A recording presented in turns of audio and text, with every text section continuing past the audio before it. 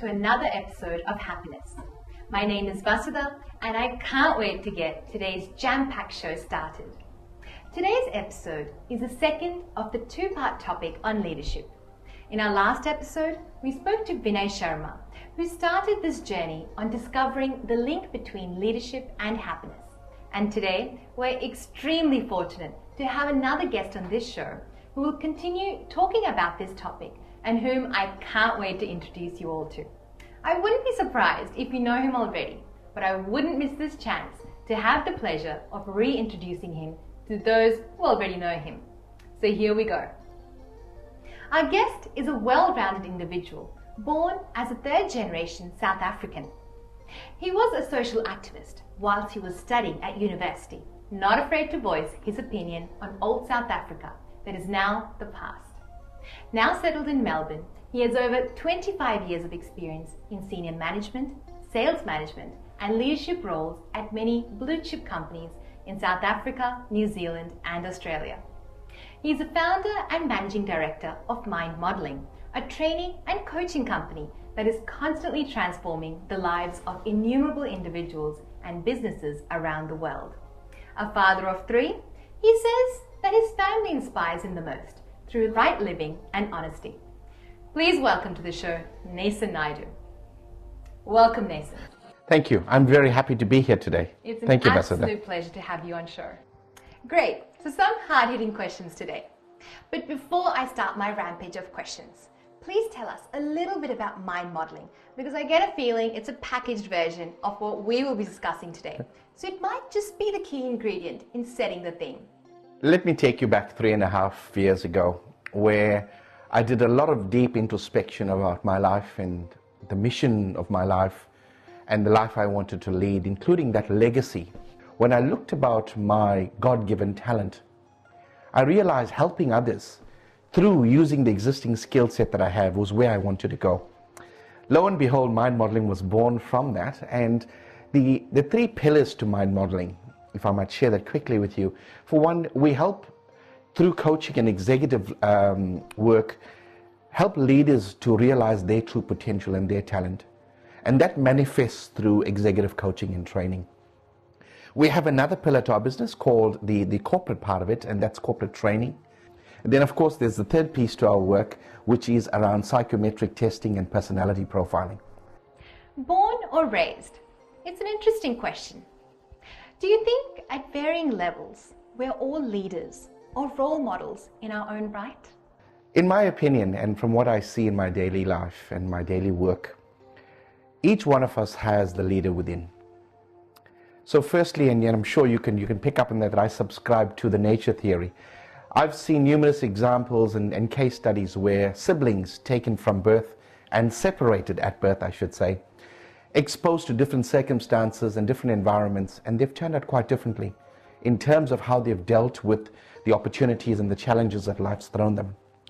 I firmly hold the view that, like I said, every one of us has the leader within. However, some are far more skilled at being able to peel back the layers to let that light of leadership shine through. So what leadership qualities do you think we can all implement to bring out our best and ultimately be happier people? That's a very good question. If I look at some of the greatest leaders of the world, from the late Dr. Martin Luther King to Mahatma Gandhi to Sri Sathya Sai Baba of India and Abraham Lincoln, and across that spectrum of time, there are certain characteristics that stand out for them, and I call them the 6 C's. And firstly, the first one being character. I wish I could convince our education departments to understand that all education has one common end, and that's to build good character. So that's the first C. The second, in terms of good leadership, is good communication. And what I mean by that is there's an art to oratory and to being able to communicate the visions and the missions to whatever one aspires to. So communication itself is very important. Thirdly, competence. One must be highly competent in what you do. Without that, you won't develop the following that is so necessary for leadership. On the back of that is a strong commitment to a cause. And I find overall in leaders across the world, you'll find those elements of character, communication, competence, commitment and cause somehow pervades all the work they do. That I find is some of the basic tenets of leadership and yeah, fairly important ingredients. Now, Bob Davids once said, leadership without ego is the rarest commodity on the planet. So how can we all try to implement this model in our lives? The ego tends to creep in all the time, and I think if we go back through most of our texts, spiritual and otherwise, the ego seems to be the main culprit in leading man astray. However, in saying that, I believe there are some very, very good practices that could help. And the three cornerstones I've constantly referred to as I use as a beacon in my life in terms of practicing humility. And number one being gratitude. And gratitude on the basis that being grateful for just about everything we have. From the time we breathe in the morning and open our eyes, to being grateful for the bed that we wake up from, to the clothes we put on, to the water we have, the hot water, the switch you turn on and the electricity. And I think that element of gratitude tends to keep me grounded. The other cornerstone, or the beacon as I'd like to call them, is acceptance. Sometimes we tend to question the way things come at us. And yet I've learned the hard way that the universe, as chaotic as it sometimes might present itself, has perfect order in it. This quantum soup of absolute opportunity and order doesn't normally present itself that way. So being able to humble oneself and accept that some things are the way they are. However, whether they come as opportunities or challenges, a lot determines on how we respond to them. I have this quote that I keep throwing out at my workshops and sometimes just to upset and interrupt people's thinking. And what it is that the events in life have no meaning other than the meaning we attach to it. So how we choose to interpret that, or when I say very jokingly, I say life is always going to throw us lemons, we better get good at learning how to make lemonade. So gratitude and acceptance. And the third one, which I find very, very important in being able to keep us humble and keep that manage that ego, is around apology. Apologizing for things as and when they come up. We so often in our daily lives do things that we sometimes have this conversation about how we could have done it differently or the mistakes we make, and yet we don't apologize.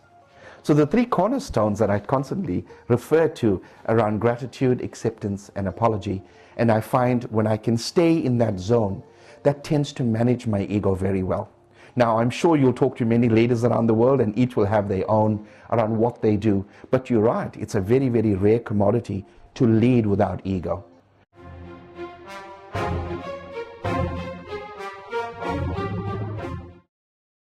Three things in my world need to come together and to be and operate in perfect harmony. For one, how do you become the absolute best?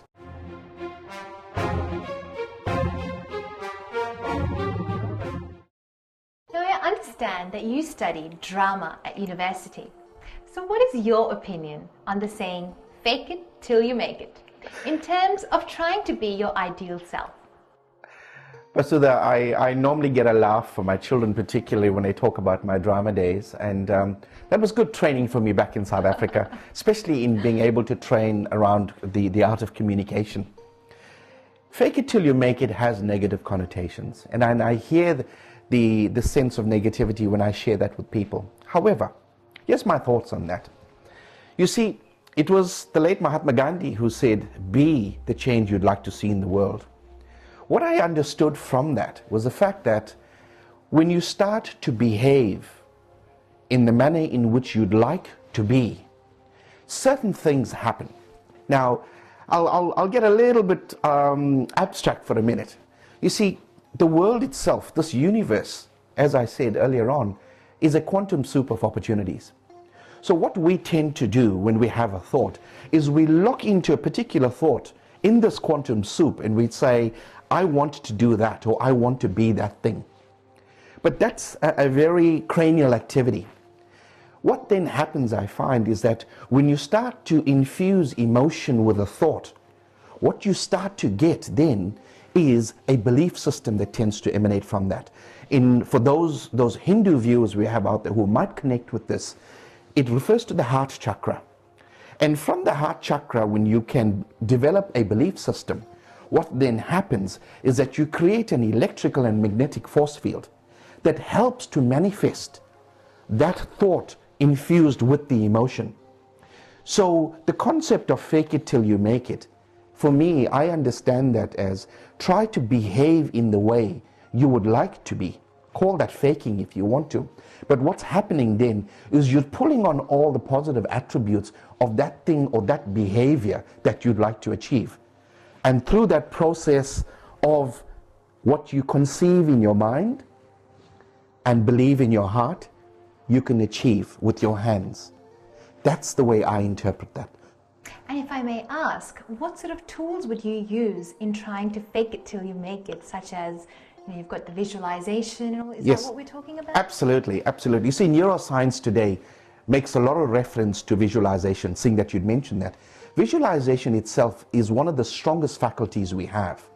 You know, Albert Einstein once said, the thoughts you see on the screen of your mind become the forthcoming attractions of your life.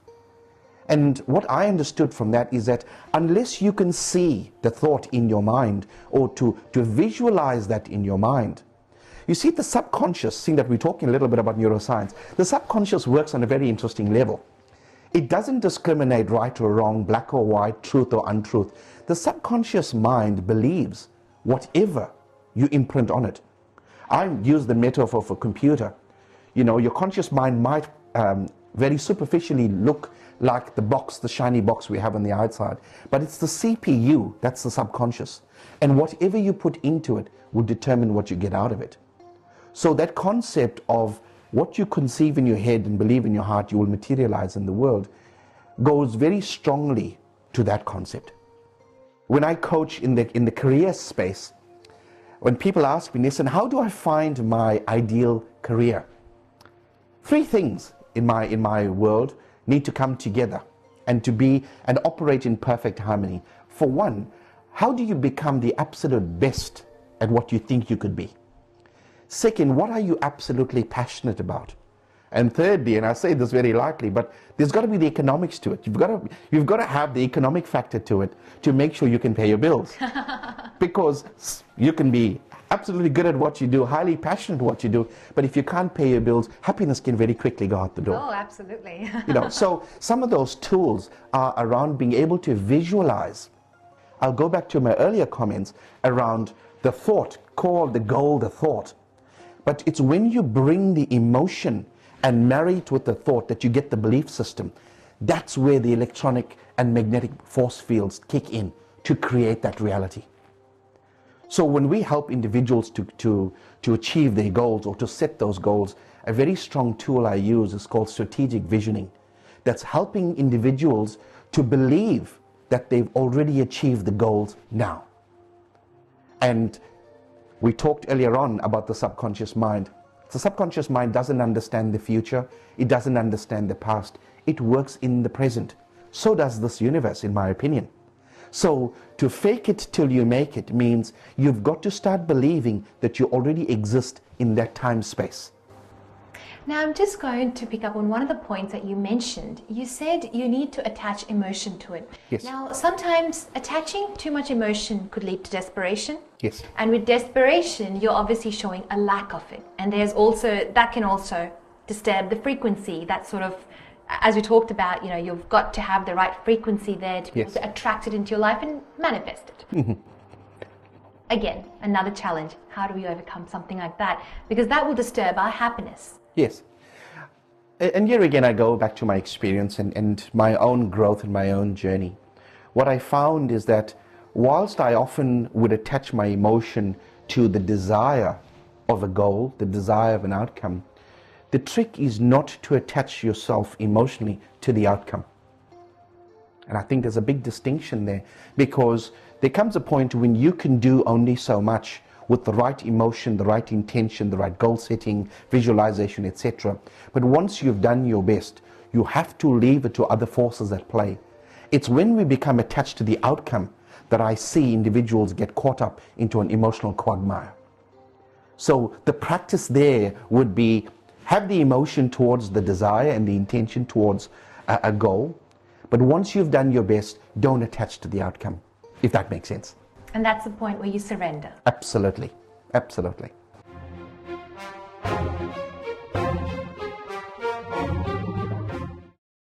When I look at the guiding posts around my life, around being bold, caring and courageous and serving others passionately, yes, that's my focus.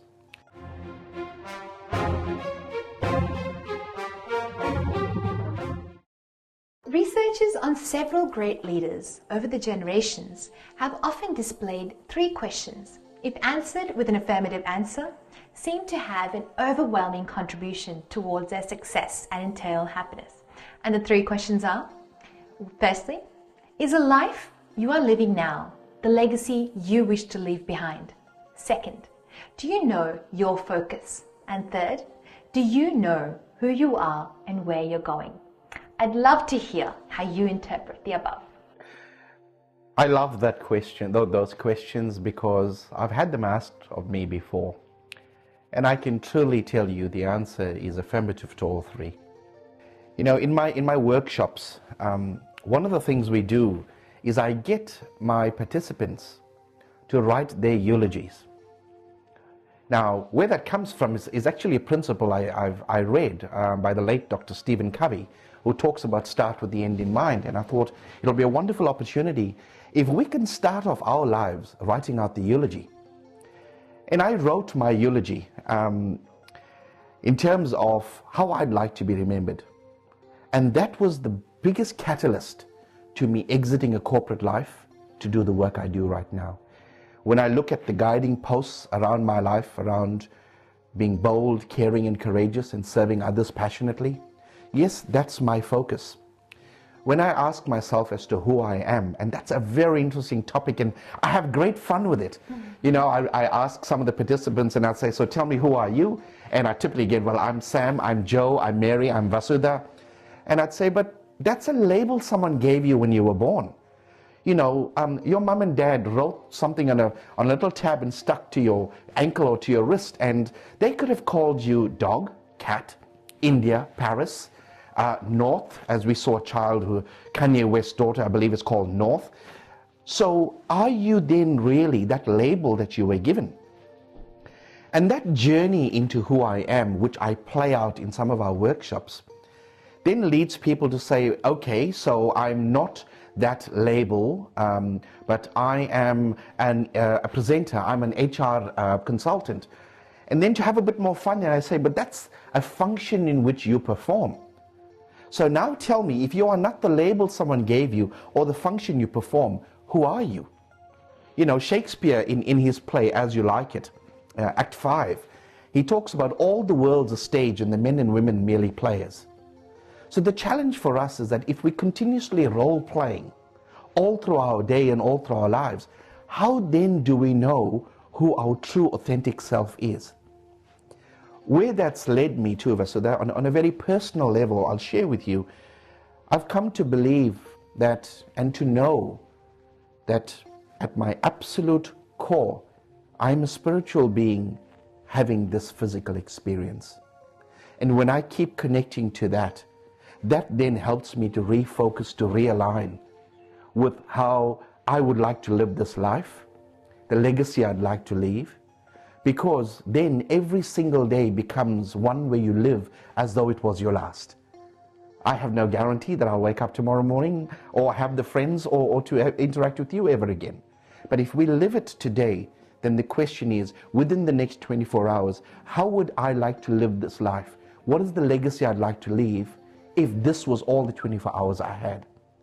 So I certainly subscribe to the fact that when that sense of happiness, that state of happiness that settles upon you, when you know where you're going and you've got the guideposts all along the way, and you know what you would like to have said about you when you expire, there's a deep, deep sense of happiness, fulfillment, and just calm when you think about it.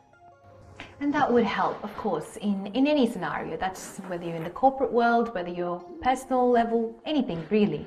Yes, yes.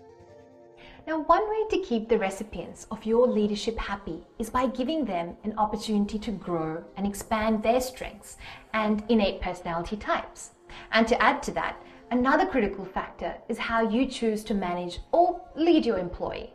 Now, is there a difference between management and leadership? And between principle-centered leadership and servant-centered leadership, is there one better than the other? I wouldn't say one's better than the other. I think each has its role. If you look at management in itself, the textbook concept of management is basically how you organize resources so that you can be effective and efficient towards achieving predetermined outcomes and goals and objectives, whether that be in your personal life, etc. Where I see it go wrong sometimes is when we try to manage people. You can manage things, you can manage resources, but you need to lead people. When it comes to principle-centered leadership, and I make reference once again to level 5 leadership in Jim Collins' book, Good to Great, what he talks about there is that your IQ often will get you the job you're looking for. Your EQ, your emotional intelligence, will perhaps help you to get promoted or to help you achieve next level in your life.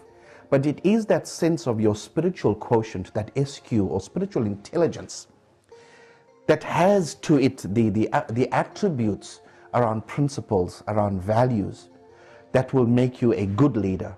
And there the distinction between a good leader and a bad leader. The world has seen bad leaders, but in order to achieve good leadership, there's got to be principles, and one needs to be principle-centered. The concept of servant leadership, as you mentioned, and yet again, in my opinion, we often believe that one needs to lead from the front.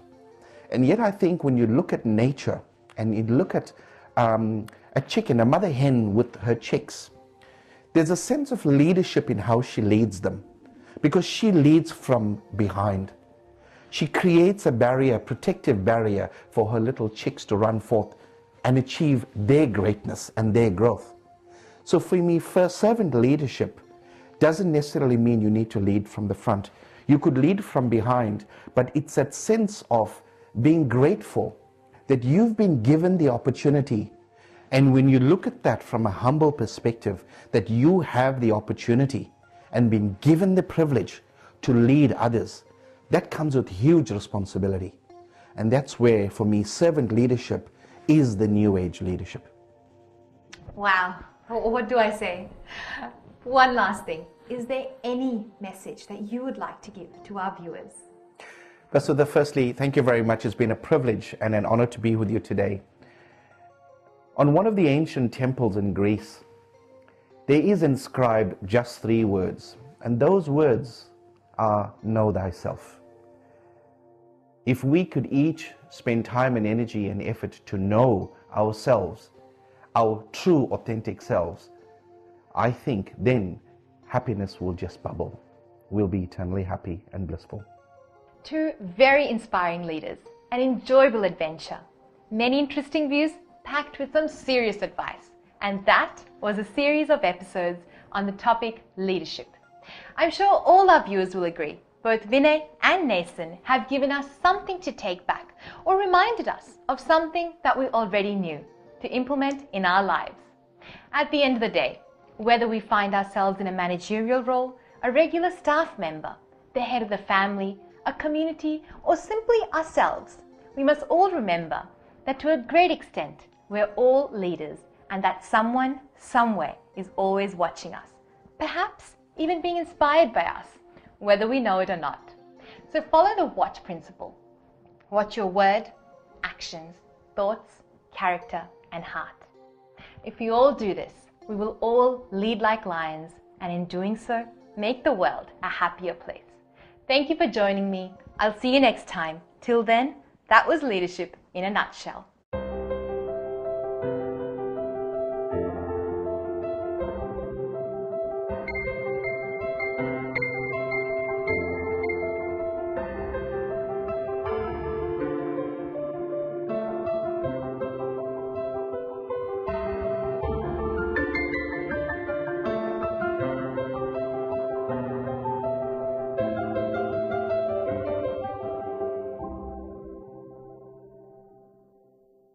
or any plant, and we think about that just before we fall asleep, that plant or tree will grow faster than other plants. This elder, just to give you a bit of background, was the elder that recognized that whilst there was huge money to be made from developing and mining the country, great wealth and resources was under that soil.